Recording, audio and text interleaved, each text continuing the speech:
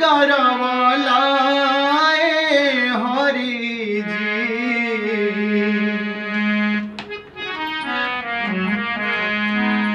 गवन करवलाए हरि जी अपने पुरबवा गइलाए राम, अपने पुरबवा गइलाए राम। गवन करवलाए हरि जी, हाँ गवन करवलाए हरि जी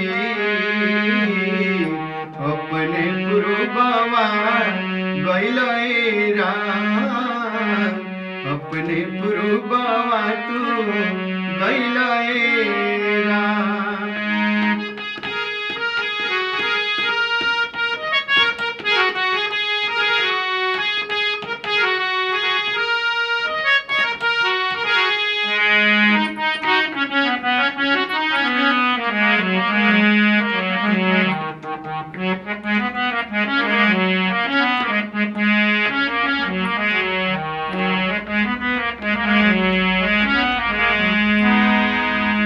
जब जब याद आवे तुम्हारी सूरतिया,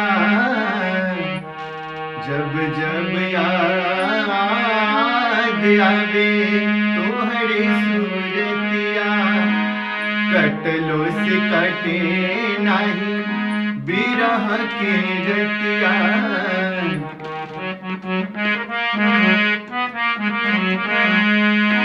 जब जब याद आवे तुम्हारी सूरतिया, कटलो से कटे नहीं बिरह के रतिया। और जिया छछनवला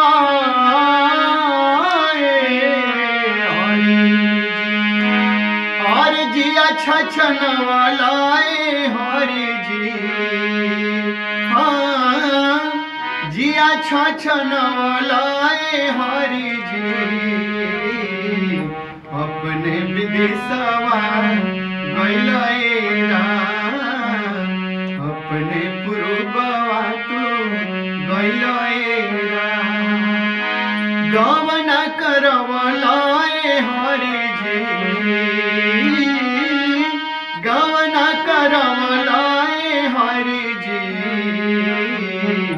अपने पुरबवा गइलाए राम, अपने पुरबवा तू गइलाए राम, अपने पुरबवा